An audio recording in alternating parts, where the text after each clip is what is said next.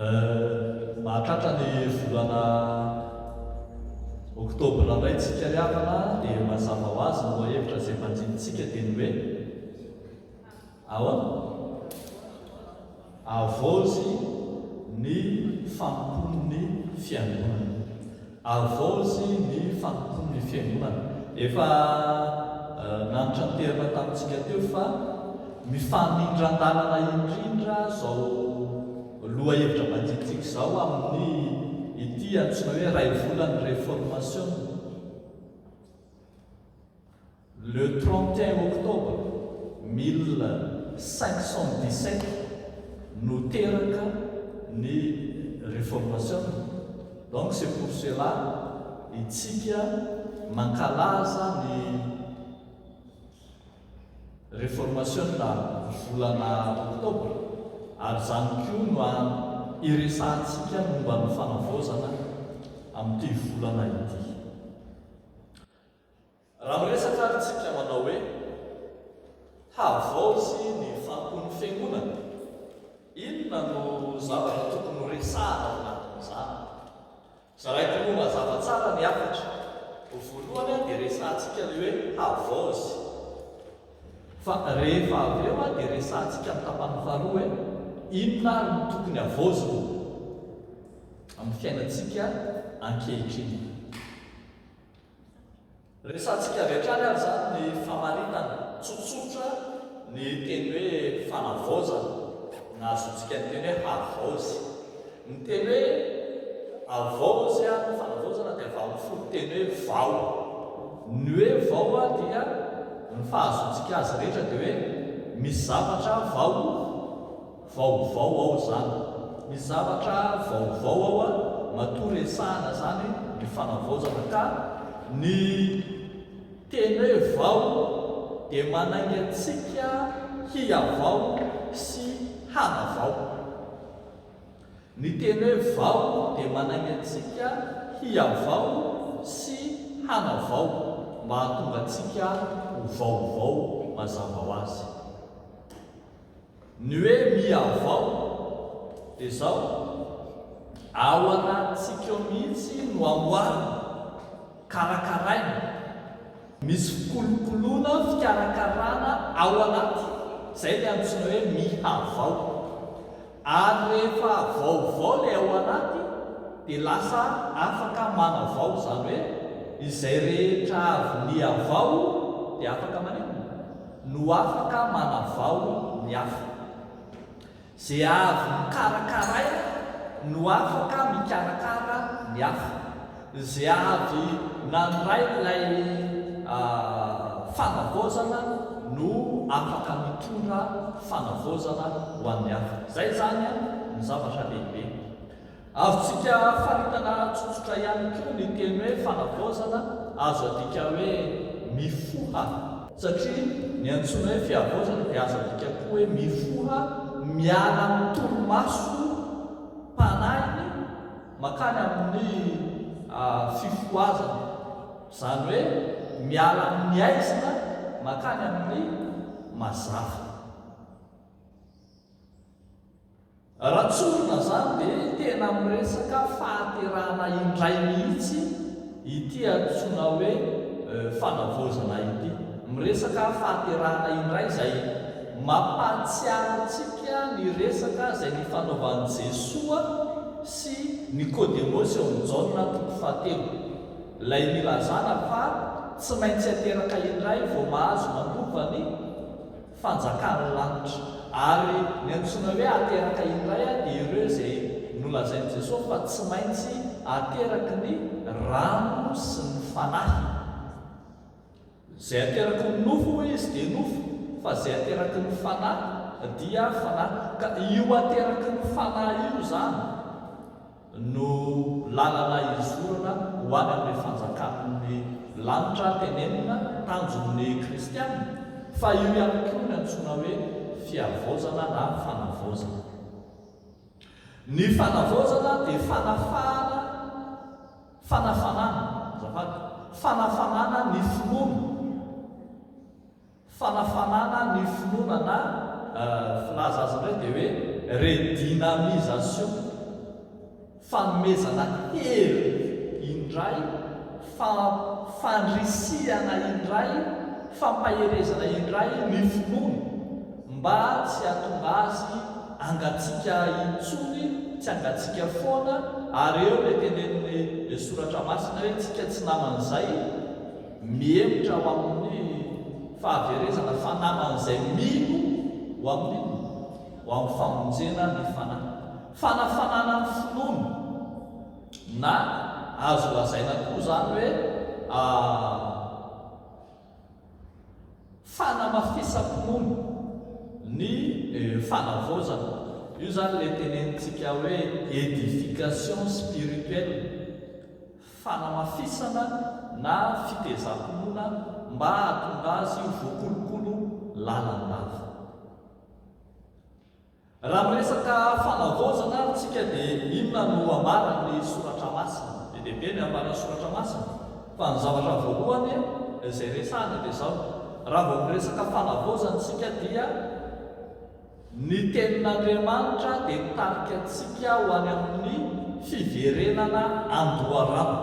Ny antsoina hoe fanavozana araka ny soratra masina dia tsy inona tsy akory fa fiverenana andoharano. Ny tenin'Andriamanitra izay novakintsika nanomboka tamin'izay 1er Oktobra ka hatramin'ny andro androany 9 Oktobra dia mitarika antsika sy misintona antsika hiverina any amin'ny tenin'Andriamanitra. Raha ohatra zao tsika hijery fotsiny ohatra ny Deutéronomie 10:12. Io zao tenin'Andriamanitra mizaraina ho an'ny izay nanana tsingerin-taona tamin'ity volan'ity vakintsika tamin'ny maraina.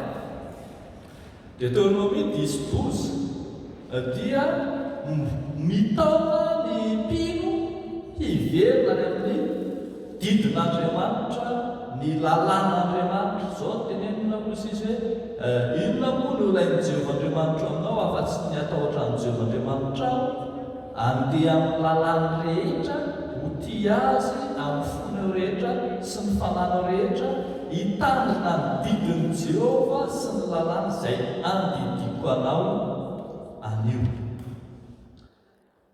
Ny antsoina hoe fanavozana zany dia fitaomana na fisitomana ny olona hiverina any amin'ny tenin'Andriamanitra, fa ao amin'ny tenin'Andriamanitra no misy ny loharanon'ny fiainana.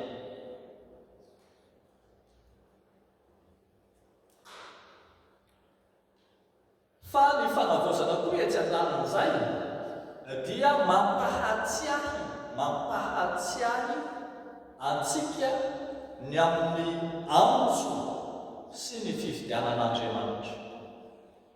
Ampahatsiarovina amin'ny alalan'ny fanavozana fa olom-boa antson'Andriamanitra isika, olona nofidian'Andriamanitra, ka ampahatsiarovina ao anatin'izany fa isika dia fananana manokana an'Andriamanitra. Fananana manokana an'Andriamanitra. Ny olona izay nantsoan'Andriamanitra, ny olona izay nofidian'Andriamanitra dia fananany manokana. Dikan'izay koa zany dia hoe ananany fahefana. Izay ilay nahatonga an'Andriamanitra ny teny foana rehefa nifidy izy ny zanak'Israely manao hoe zao Andriamanitra reo fa nareo kosa oloko. Dikan'izany hoe oloko zany dia hoe ho fananako, ananako fahefana, zany manjaka aminareo. Ny fanavozana zany dia fotoana ampahatsiarovana ny olona fa fananan'Andriamanitra izy ka tsy afaka mi-se permettre amin'izay tiany atao, satria an'Andriamanitra izy ka Andriamanitra no tokony anatanteraka ny sitrapony amin'ny olona, fa tsy ny olona no anao izay sitrapony eo anatrehan'Andriamanitra. Ny fiantsoana sy ny fifidianana dia mampahatsiaro atsika fa olombonjena ny voantson'Andriamanitra. Tadio mandrakariva fa Andriamanitra raha miantso sy mifidy atsika dia voalohany nofidiana sy nantsona ianao ho voavonjy, ho vonjena. Ny antony fidianan'Andriamanitra anao voalohany dia ny ovonjeny ianao ilay tany anaty lavaka mangitsokitsoko ny fahotana natsoan'Andriamanitra hiala tamin'ny maizina ho aiza ho any amin'ny fahazavany mahagaga. Ianao ilay tao anatin'ny fahotana, nilomano tamin'ny fahotana no atsoan'Andriamanitra ho amin'ny famonjena. Ianao ilay tany anatin'ny aizikitroka tsy nalalalalakombana, atsoan'Andriamanitra mba hovovonjy. Faharoa rehinan'izay ianao vao hoe atsoan'Andriamanitra anao ny asany, fa ny voalohany dia mba hovonjena. Dia ny vanim-potoana amin'ny fanavaozana tahaka izao, vanim-potoana ahatsiarovantsika fa ianao dia olom-boantso, dikan'izay ianao dia olom-boavonjy n'Andriamanitra. Ary fahatelo, raha miresaka hoe antso sy fifidianan'Andriamanitra dia natsoan'Andriamanitra ianao hampibebaka ny hafa. Natsoan'Andriamanitra ianao hampibebaka ny hafa. Ny vanim-potoana ny fanavaozana tahaka izao koa zany dia vanim-potoana eritreretana sy saintsainana, fa tsy hoe izay azonao haim-panahy fotsiny eo am-piangonana akory ny tanjona. Tena mety be amiko iny, tena ohatran'ny tsy dia mety. Marina fa mikatsaka an'izany haim-panahy zany tsika ty am-piangonana, fa tadio fa mission ngezabe na ny rahan'Andriamanitra, ny fidianan'Andriamanitra anao dia ny hitory fampibebahana ho an'ny hafa. Tsy ny hovonjena fotsiny arak'izay teneniko teo aloha, fa mba hamonjy ny hafa ihany koa. Dia tsy hitady ny confort sy ny plaisir amin'ny fivavahana fotsiny zany dia davintsika hoe tena zavabe ilay mivavaka aminay, tena mety be, tena mety amiko aloha ilay izy. Oui, mety, fa tsy izay fotsiny, fa natsoa ampatsiarivantsika hoe nareo ne natsoana koa hoe ampibebaka ny hafa, mba tsy hoe hovovonjy fotsiny ianareo, fa hoe mba hovovonjy koa ny hafa. Dia vanim-potoana ny fanavaozana tahaka izao zany ampatsiarovana rehetra hoe mbola misy mission fa tsy hoe vita ny mission rehefa voavonjy ianao. Zay zany zavatra lehibe izay tokony ho resahantsika. Raha miresaka fanavaozantsika dia amarino ny soratra masina ny zavatra rehetra izay norazaiko teo. Amarino ny soratra masina ny zavatra rehetra izay norazaiko teo. Raha tsy kely efa sy reto soratra masina anankiroa reto fotsiny voalohany angatahako mba ho vakianareo. Jereo kely eo amin'ny Romanina 12 izay haitsika rehetra tsy anjery. Romanina 12 ny andininy voalohany sy ny andininy faharoa.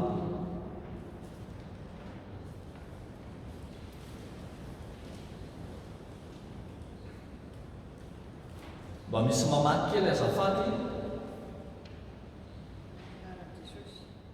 Amin'izany mangataka aminareo ary rahalahy ny famirapon'Andriamanitra, mba hatohitrareo ny tenanareo fanaty-velona masina sitrak'Andriamanitra, dia fahatompanay mety ataonareo izany. Ary aza manaraka fanao izao toy izao, fa miova ny fanavaozana ny saina, hamantaranareo sitrapon'Andriamanitra, dia sady izay tsara sady kasitahona amin'Andriamanitra. Ny antsoina hoe fanavaozana eto dia inona moa ilay izy? Dia fanolorana ny tena ho toy ny inona? Fanatitra velona, masina, sitrak'Andriamanitra, dia fampiompana mety ataonareo zany. Ary aza manaraka amin'ny fanaon'izao tontolo izao fa miova amin'ny fanavaozana ny saina, hamantaranareo ny sitrapon'Andriamanitra dia izay tsara sady ankasitrahana no marina. Fototra lehibe zany ho amin'ny fanavaozana io fanoratena izay resantsika. Fanoratena atao inona? Dia mijery indray tsika ao amin'ny Korintianina faharoa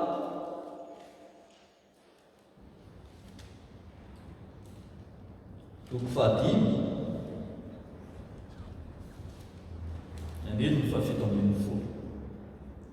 Mba misy hafa indray mamaky azy azafady.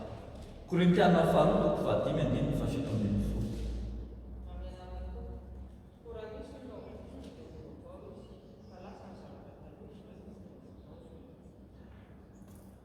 Ilay resantsika tary aloha zany dia miteny fa mitaky an'ilay hoe fiavaozana mba hatonga antsika hiavao sy hanavao. Dia manolo teny sika mba hatonga antsika ho tonga amin'ny tanjony ty hoe ho tonga olona ao amin'ny Kristy ka antsoina hoe olom-baovao. Olom-baovao manadino ny lasa fa miaina amin'ny fiainana vaovao. Ny fanontaniana izay apetraka amin'izay ary zany dia ny hoe zaika ny feheziny ny voambara ny Baiboly, fa raha somary resaka fampianana na pratika amin'izay eo amin'ny fiainam-pontsika dia ny hoe inona ilay havaozy. Raha miteny lohahevitra manao hoe havaozy ny fampon'ny fiangonana dia ny zavatra voalohany mila havaozintsika dia ny resaka fotom-pinoana. Havaozy ny fotom-pinoan'ny fiangonana, zay aloha voalohany. Ny fanontaniana zany zao raha miresaka fotom-pinoana sika dia zao: inona kay ny fotom-pinoana izay arahan'ny fiangonana? Amin'izao andro ankehitriny izao ny katolika toa efa mia protestanta, ary ny protestanta toa mia katolika. Amin'izao andro ankehitriny izao ny protestanta toa lasa efa mia evanjelika, ary ny evanjelika toa efa lasa miha protestanta. Raha ohatra zany ka tsotsoro zany dia zao: miazakazaka makany amin'ny maha-katolika sy makany amin'ny maha-evangelika azy ny fiangonana protestanta ka atahorana ho very ny hasina maha-protestanta. Jereo tsara zao raha hiteny aminareo zavatra tsotra fotsiny azy any zao, mbola izy fampiarana be dia be entre katolika sy protestanta. Ny katolika zao efa mitady ny fomba rehetra ny katolika mba hitondra Baiboly ho any am-piangonana. Mifanohitra tanteraka amin'izany ny protestanta izay mizary hatrany an-kibondreny ny hitondra Baiboly, ankehitriny aty am-piangonana maneno tsy te hitondra intsony fa efa te hionona amin'ilay hoe atao anaty telefônina ko misy. Dia indraindray rehefa fahazarana fotsiny teneny hoe atao anaty telefônina ko misy nefa tsisy an'ilay application koa rehefa voatelecharger ny sasany. Efa miavery ny hasina sy ny soatoavina protestanta. Fa raha mijery an'ilay party anankiray indray tsika amin'ny fiangonana evangelika sy ny fiangonana protestanta ohatra. Ny fiangonana evangelika dia ny protestanta zao efa mirona kokoa manaraka ny fiainam-panahiny evangelika, ilay ambara hoe soi-disant hoe église dynamique. Dia efa be dia be zao ny fiangonana protestanta izay mampiasa batery ao anaty fampihavahana, mampiasa an'ilay kidobodoboka reny, izay toy ny fanaon'ny evangelika mihitsy. Fa etsekilan'izay ny evangelika efa tena manomboka mianatra teolojia mafy. Dia indraindray zany tsika very fa lasa biblista fotsiny ny olona efa miazakazaka mianatra teolojia. Ny teolojia nianaranao na vonotrao fa ny hafa izay tsy nahay indray no mianatra azy ankehitriny. Mila mitanontsika zany, za tsy miteny hoe ratsy zany rehetra zany, fa mila mitanontsika sao very ny maha-fiangonana ny fiangonana ka mila vaozina zany. Miresaka fotom-pinoana isika dia resahantsika fotom-pinoana izay ataontsika hoe loza manamana ho an'ny fiangonana, reto voatanisa rehetra reto, ny resaka homosexualy, toriteny kely anankiray fotsiny nataony Monseigneur Aubry tao anatin'ny toriteny ny tany Saint-Leu Sataiza, dia tonga dia menasen'ny gazety rehetrarehetra, alahionina tamin'ny gazety rehetra izy ny mpitsoniny. Resaka hoe simba ny ankohonana ny homosexuel zany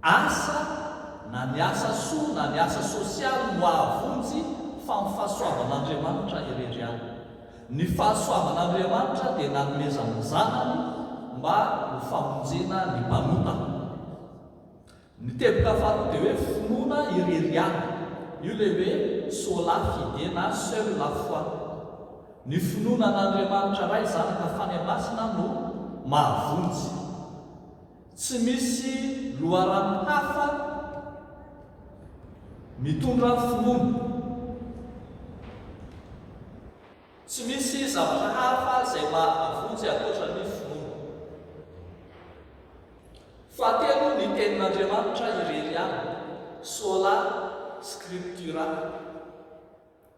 Mbola ny tenin'Andriamanitra irery any ve no iorena finoana fiangonana ankehitriny? Sa efa lasa misy hoe tenin'Andriamanitra sy Facebook, na hoe tenin'Andriamanitra sy lovatsofina izay efa nisy tany aloha efa nialana, fa amin'izao andro ankehitriny izao sao dia tokony avozina, sao dia efa niova zavatra hafa ny manana. Jesoa Kristy irery any. Dia mbola Jesoa Kristy irery any ve sa Jesoa Kristy sy ny razana? Nanao mariazy ray mandeha dia nanao fanekena ilay mpivady dia hozy izy ny fanekena mariazy nataony eto anatrehan'Andriamanitra sy ny razana. Sarotra récupérena azy ambony altary satria ny fisainany olo efa misy zavatra foana hoe misy fanampiny foana. Ary mandraka ankehitriny dia mbola misy tahaka an'izany foana amin'ny endriny vaovao sy moderna manova ny finoan'ny fiangonana. Ny fahaenina dia le hoe fiangonana miavao hatrany. Fadimy, fiangonana miavao hatrany. Io zany dia hoe ny fiangonana réformé dia tsy matahotra ny avao. Na misy zavatra tena fanao sy fiaina mihitsy aza androany ka raha pitsoka ny fiangonana fa tsy mety dia tsy menatra ny fiangonana miala amin'iny. Zay zany antsoina hoe ecclésiaste per réformanda, na le hoe l'église réformée réforme toujours.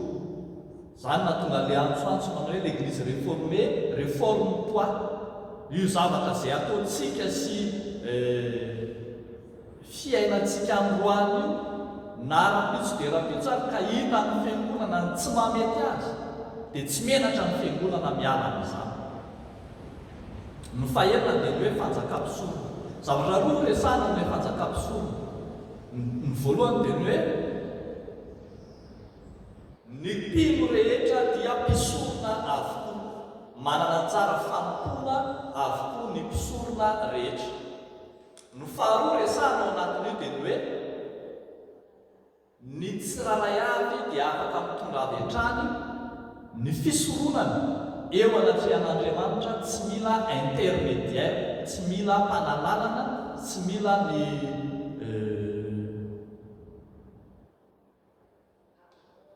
masiny mariren'Andriamanitra ny vavao amin'ny mpanota ankehitriny hatramin'ny andro hafatesana. Tsy mila ny masinasy masim-bava samy hafa, tsy mila ny apôstôly tsaratsara sy ny tatandraza, fa ianao mivantana dia afaka mitondra ny vavakao, ny fifonanao, ny fanatitao direkta any amin'Andriamanitra.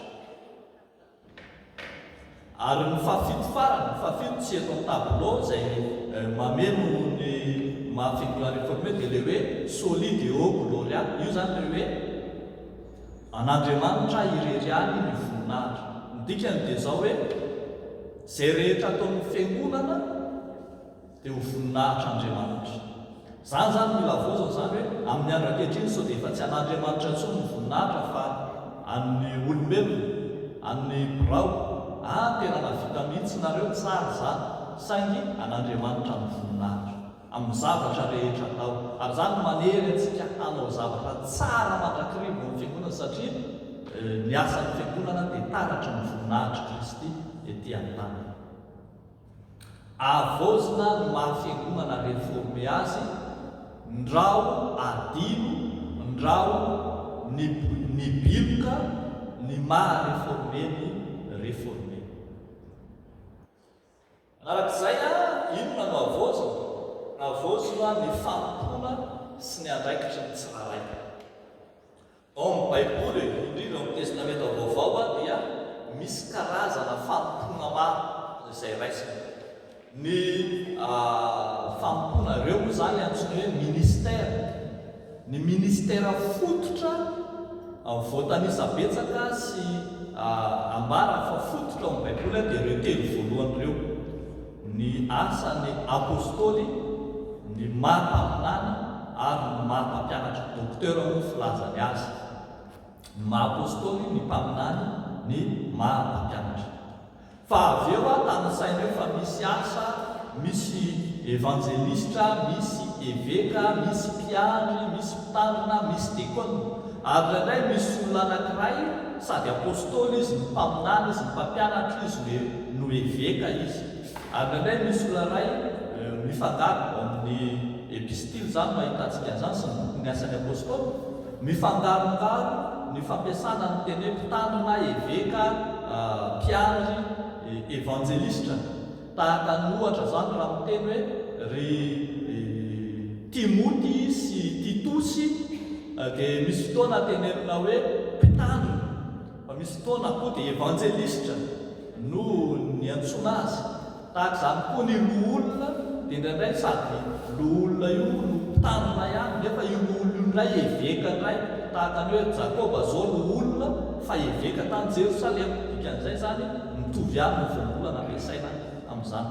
Ilay évêka tato zany tsy tena hoe olona ara-drafitra loatra no resahana, fa karazana fampona manokana ilay izy.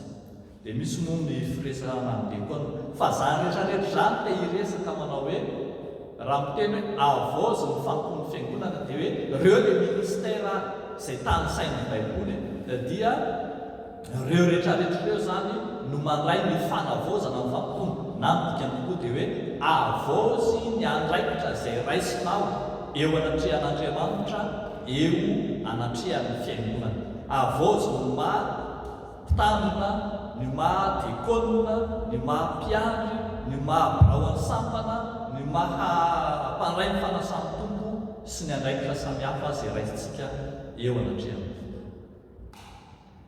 Inona ny avozina? Avozy ny fomba ny fiangonana. Ny fomba ny fiangonana, ny fomba-dalàna sy fitsipika FJKM dia miteny fa ny fomba ny fiangonana dia voarakitra ao anatin'ny liturjia ny FJKM. Noho izany, raha miteny hoe avozy ny fomba dia mila miverina isika mijery ny liturjia FJKM. Be dia be no tsy manaraka intsony ny liturjia FJKM amin'ny fampivavahana taona. Misy ny mamorona ny teny izay tsy ao anatin'ny liturjia, ary misy ny tsy manaraka izay teny ao anatin'ny liturjia, ary misy no toa manova ny liturjia mihitsy. Fotoana zany zao fanavozana. Misy boky izay navoakan'ny filohan'ny FJKM dia zao no lohateny hoe azo atao baranahana ny liturjia FJKM, azo atao baranahana ny liturjia FJKM. Dia misy soratra le izy hoe piratinô zany. Fa te hiteny zany manao hoe avereno amin'olony ny liturjia. Be dia be ny fiangonana sasany asany. Indraindray koa ve manan-katao ny fiangonana dia tsisy mahalaza, fa misy fomba hafa tanteraka mihitsy izay tsy fanaon'ny FJKM akory aza ataon'izy ireny. Dia taona ao anatin'izao ray volana izao avozy ny fampony fiangonana. Ny fifampitondrana samihafa ao anatin'ny fiangonana dia tokony ho jerena izay tokony ho jerena, ho avozina izay tokony ho avozina. Ny amin'ny fifampitondrana, ny amin'ny sosialy, ny amin'ny fiahina samihafa tokony ho jerena ireny rehetrarehetra ireny. Izay zao ohatra raha miteny nanao fitsipika anatiny tsika, dia resaka fitsipika rehefa avy eo nanao fitsipika anatiny tsika. Fa momba ny fampitondrana dia hoe rehefa misy fahoriana dia vangina any atokantrano. Rehefa tonga ny famangina any atokantrano dia eo ihany no tonga. Indraindray vitsy, indraindray indray koa mijerijery hoe arakarak'ile maty. Rehefa tena fotoana izy dia ka le any am-piangonana ihany mety tamin'ny nanapa-kevitra nefa nanangan-tanana daholo ihany rehetra hoe alao ano natao. Dia ireny zany rehefa hita fa tsy hoe tokony havoazana dia efa mieritreritra zany ny borom-piangonana zao hoe ahoana no hanavoazana n'izany hoe fifampitondrana eo amin'ny fiangonana zany mba ho afaka hanatanteraka ny adidy ny betsaka. Avoazy ny fomban'ny fiangonana mba tsy hahatonga ny fomban'ny fiangonana ho lasa fomba matahotra voatelin'ny hafa. Dia manaraka an'ireny amin'ny anara-drian-drano fotsiny ny fanaon'ny sasany ka tsy mahazo na ny tena fanaon'ny tena ntsony. Dia misy fotoana ary tsika ndraindray dia ohatrany lasa sekta kely zany le fiangonana ndraindray, ohatrany manaraka fotsiny livava ny fanaontsana nga fanao zany fanao zany. Dia ndraindray moa ny sasany misy gaga amin'izy ngamoa dia amintsika ema misy apafolo-kare. Dia lasa ohatrany hoe raha vao misy fomba hafa dia sekta, raha manao fomba ny sekta dia tsy izy. Dia ndraindray nefa ny fomba ny sekta ndray mihitsy ny tena atao dia mifangarongaro eo daholo zany rehetrarehetra zany, teboka isaky ny teboka izay tokony ho jerena. Ndraindray matahotra amin'ny fiangonana ho voatelin'ny fomban'izao tontolo zao dia manaraka fotsiny ny fomban'izao tontolo zao. Io zany zao ny amin'izao tontolo zao zany zao efa resahana teo ny amin'ny hoe tontolo samihafa ny influence misy dia anaraka ho azy fotsiny ny fiangonana. Dia ohatra zany koa zao hoe ny fampiasantsika ny teknôlôjia samihafa dia manaraka ho azy ny fiangonana. Dia zao tontolo zao manao karaoke dia mandeha ho azy ny fiangonana manao karaoke fa asina fotsiny aorianany hoe évangélique. Dia manao zoma magnifique zao tontolo zao dia lasa fotsiny ny fiangonana manao hoe zoma mahafinaritra, takariva mahafinaritra. Dia manao an'izao zao tontolo zao dia manaraka fotsiny ny zavatra misy ety. Tsy mitenitsika hoe diso na marina fa te hiteny fotsiny hoe sao dia tokony ho avoazina izay tokony avoazina amin'ny fomba samihafa antonan'Andriamanitra. Farany raha miresaka hoe fanavoazantsika dia anankiray lehibe izay tokony ho avoazina ny rafitra. Amin'ny fiangonana efitsika ema dia tsy maintsy resahantsika ny tsy hoe rafitra resahana dia tokony hampahatsiarovana fa rafitra presbyteriana synodale no mifeny fiangonantsika. Ny antsoina hoe rafitra presbyteriana synodale dia hoe rafitra fiara-mitondra, fiara-mitantana eo amin'ny loholona sy ny laika, eo amin'ny mpitandrina sy ny fiangonana ka tsy hivoana amin'izany. Fanaon'ny FJKM ny manavao mandrakariva ny foto-dalàna sy fitsipika FJKM. Isaky ny misy ny synodà lehibe isaky ny 4 taona dia tsy maintsy misy mandrakariva amin'ny ankapobeny ny fanavaozana ny foto-dalàna sy fitsipika FJKM. Mandinika ireo tolo-dalàna samihafa izay omena sy atolotsika vahoaka kristiana ny FJKM. Tadio fa isika dia manana zo hanolotra tolo-dalàna. Ny mpandray fanasany tombo tsiraray avy dia manana zo hanolotra tolo-dalàna hoentina hodinian'ny synodà lehibe. Misy fepetra fotsiny manaraka azy hoe raha foto-dalàna ny tianao kitihana dia tsy maintsy atao tonga herintaona mialohany amin'ny foibe ny tolo-dalàna izay tianao omena. Raha ny fitsipika FJKM raha tsy diso azay dia herinolana mialoha ny fepetra anolorana ho azy. Ndraindray tsika zany rehefa mahita foto-dalàna sy fitsipika FJKM dia ndraindray menimena tsy mety eny fa io aloha tapaka dia io aloha eo fa zao zoanao manolotra tolo-dalàna na fanovana na vaovao ampidirina dia manana an'izay zo zay ny mpandray fanasany tombo rehetra. Fa ankoatr'izay ihany koa ho anivon'ny fiangonana dia manaraka tsara tsika reto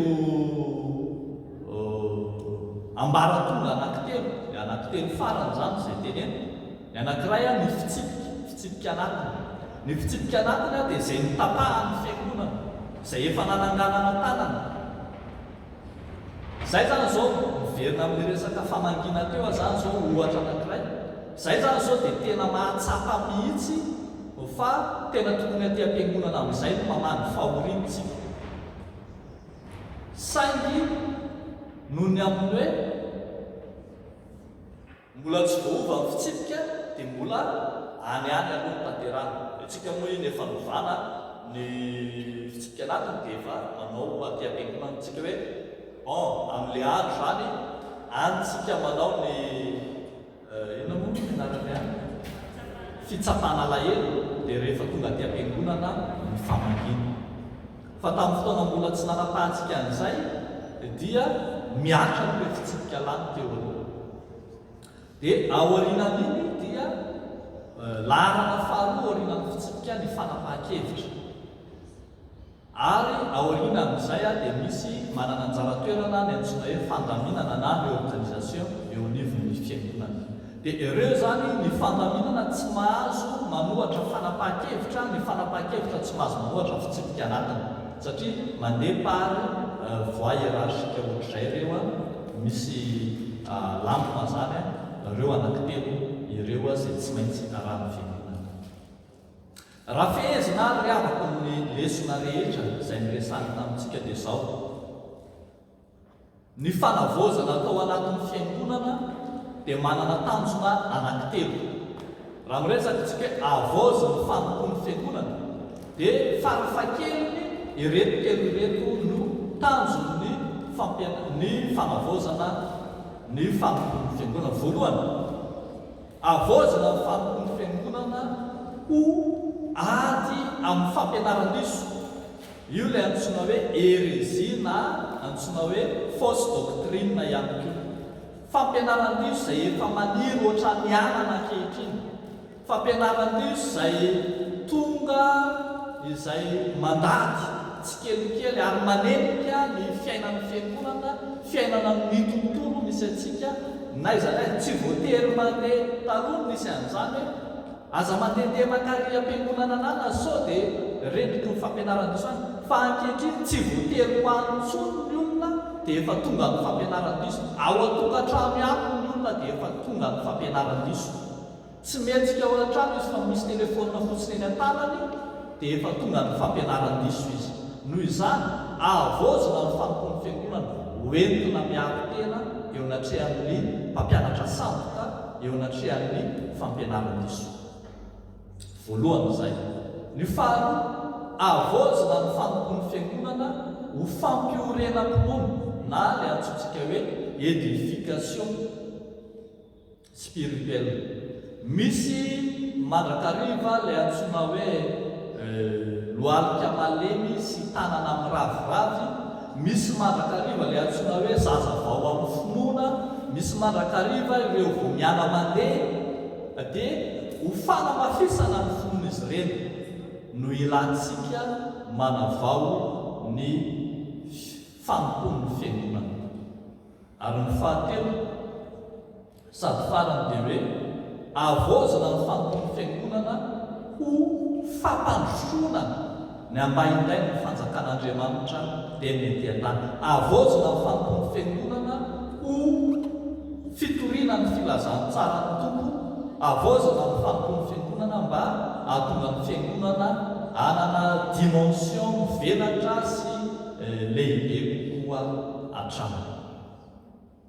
Zay raha vao malala ny nandiniantsika ny loha-hevitra hoe avaozy ny fanompoan'ny fiangonana ka dia ho an'Andriamanitra ireriany ny voninahitra. Nde hivavaka isika ry avana. Misaotra anao izay Tompo Andriamanitra Tsotoho, ilay manavao ny fiangonana. Ianao no efa niteny hoe ino no avaoziko ny zavatra rehetra. Misaotra Tompo fa nahita repère indray ny fiangonana hijoroana amin'ny finoana marina tamin'ity androany ity izay nozarainao taminay. Ampirisy manakariva ny fiangonanao mba haharitra sy hiaina amin'ny finoana amin'ny fotoana rehetra izay amanginao anay.